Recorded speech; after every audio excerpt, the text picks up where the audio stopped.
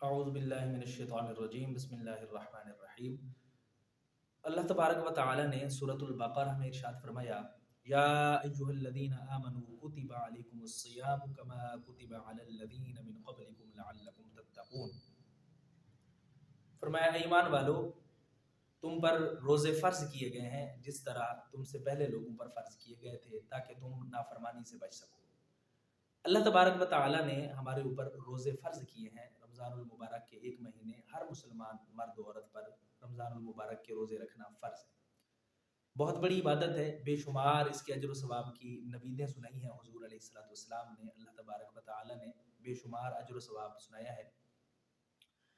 آج میں آپ کی توجہ کچھ ایسی باتوں کی طرف مبذول کروانا چاہوں گا کہ رمضان المبارک میں ہم روزے کے ساتھ کچھ ایسے کام کرتے ہیں، کچھ ایسی باتیں کر جاتے ہیں جس سے ہمارا روزہ جو ہے اس کو کافی نقصان پہنچتا ہے اور ہم اس چیز سے بے خبر ہوتے ہیں۔ سب سے پہلے حضور علیہ السلام کی حدیث مبارکہ سنیں، پھر اس کے بعد اس کے اوپر تبصرہ کرتے ہیں۔ نبی کریم صلی اللہ علیہ وآلہ وسلم نے ارشاد فرمایا، سنن ابو داود کی روایت ہے، حضور علیہ السلام نے فرمایا، جو شخص جھوٹ بولنا اور بیہودہ بولنا اور جھوٹ پر عمل کرنا نہ چھوڑے تو اللہ تبارک و تعالیٰ کو اس کے کھانے پینے کی چھوڑ دینے کی ضرورت نہیں ہے۔ یعنی جو شخص روزہ رکھ کر روزہ رکھنے کے باوجود وہ جھوٹ بولے، جھوٹ پر عمل کرے، جھوٹی باتیں پھیلائے، گناہ کے کاموں میں ویسے ہی شمولیت اختیار کرے جس طرح کہ رمضان کے علاوہ میں ہوتی ہے، تو اللہ تبارک و تعالیٰ نے فرمایا کہ اس کو اللہ تبارک و تعالیٰ کو اس بندے کا یہ بھوکا پیاسا رہنا سارا دن اس کی ضرورت نہیں ہے۔ اللہ تبارک و تعالیٰ بندے کی بھوک پیاس کو نہیں دیکھتا، بلکہ بندے کے دل کے اندر جو تقوی ہے اللہ رب العزت اسے دیکھتا ہے کہ اس تقوی کا کتنا اثر ہے، اور اللہ تبارک و تعالیٰ سے بندہ جو اللہ تبارک و تعالیٰ سے بندے کا تعلق ہے وہ کتنا مضبوط ہے، اور تعلق جو ہے وہ کتنا اچھے طریقے سے قائم کیا ہوا ہے بندے نے اللہ کی معیت کتنی حاصل کی ہوئی ہے، اللہ تبارک و تعالیٰ نے اس چیز کو دیکھنا ہے۔ تو آج کل بہت سے ہمارے ایسے لوگ ہیں جو روزے کے ساتھ ان ساری برائیوں میں مرتکب ہو جاتے ہیں، ان ساری برائیوں میں ہوتے ہیں، لیکن پھر وہ سب سے بڑے روزے دار ہوتے ہیں۔ تو ان کو سوچنا چاہیے کہ ان کا روزہ جو ہے، اللہ تبارک و تعالیٰ فرماتے ہیں مجھے ایسے روزے دار کی ضرورت ہی نہیں ہے۔ روزہ رکھیں اور پھر پتہ چلے پوری دنیا کو کہ ہاں یہ رمضان المبارک کا ادب و احترام کر رہا ہے اور یہ روزے کے ساتھ ہے۔ ہم جب بھی بلاتے ہیں ایک دوسرے کو برے القابات سے بلاتے ہیں، گالم گلوچ سے بلاتے ہیں، اور جھوٹ بولنا تو ہمارا پروفیشنل بن چکا ہے اس وقت کہ مذاق میں بھی ہم جھوٹ بولتے ہیں، چھوٹی چھوٹی بات پہ جھوٹ بولنا شروع کر دیتے ہیں، حالانکہ یہ بہت بڑا گناہ ہے۔ اللہ تبارک و تعالیٰ نے ان کے اوپر لعنت فرمائی ہے جھوٹ بولنے والوں کے اوپر۔ تو اس لیے روزے کے ساتھ ان کاموں سے بچیں، ان چھوٹی چھوٹی برائیوں سے بچیں جن چھوٹی برائیوں کے اوپر پکڑ بہت زیادہ ہے۔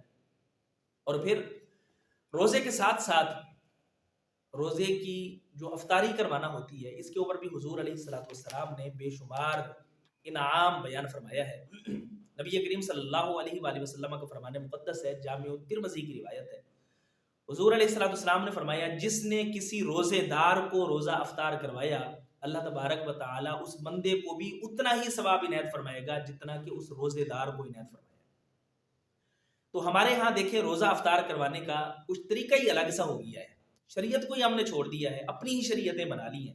آج دیکھیں یہ روزہ افطار کروانا پارٹی کے طور پہ منایا جاتا ہے، ایک فنکشن کے طور پہ، ایونٹ کے طور پہ منایا جاتا ہے، اور اس میں اکثر وہ لوگ انوائٹ ہوتے ہیں جن کو روزہ ہوتا ہی نہیں ہے، اور وہ غریب مساکین جو ہمارے راشن کے، ہمارے لنگر کے، ہمارے پیسوں کے مستحق تھے، وہ پانی کے گلاس کے ساتھ روزہ افطار کر رہے ہوتے ہیں، صرف کھجور کے ساتھ روزہ افطار کر رہے ہوتے ہیں، اور ہماری افطار پارٹیوں میں وہ لوگ انوائٹڈ ہوتے ہیں جن کو روزہ ہی نہیں ہوتا، جو کسی نہ کسی بیماری میں مبتلا ہوتے ہیں، کوئی شوگر کی بیماری میں مبتلا ہے، کوئی ہارٹ اٹیک کی بیماری میں مبتلا ہے، تو وہ روزہ نہیں رکھ سکتے، وہ انوائٹ ہوتے ہیں۔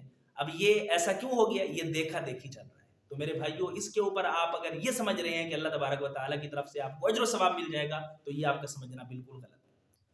روزہ افطار کروانے کا مقصد تو یہی تھا کہ آپ دوسرے لوگوں کو اس میں شامل کریں جو افطار نہیں کر سکتے، جن کے پاس اتنی وسعت اور طاقت نہیں ہے کہ وہ تمہاری طرح بڑے دسترخوان سجا سکیں، تو لہٰذا تم ان لوگوں کو شامل کرو اپنے دسترخوان میں۔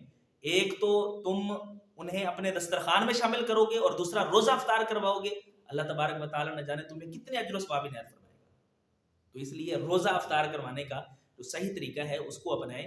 جو روزے دار ہوتے ہیں انہیں بلائیں. ضروری نہیں ہے کہ آپ نے گھر میں پارٹی کرنی ہے تاکہ لوگوں کو پتہ چلے, محلے کو پتہ چلے کہ فلاں صاحب, فلاں خان, فلاں ماہر صاحب نے روزہ افطار کروایا. نہیں, آپ غریبوں مساکین کے جو گھر ہیں آپ لوگوں کو پتہ ہوتا ہے, محلے میں آپ کے ارد گرد رہنے والے, ان کے گھر تک راشن پہنچا دیں. اللہ کی عزت کی قسم وہ پارٹی کرنے سے زیادہ اللہ تبارک و تعالیٰ اجر و ثواب عنایت فرمائیں گے. یہ یاد رکھیں.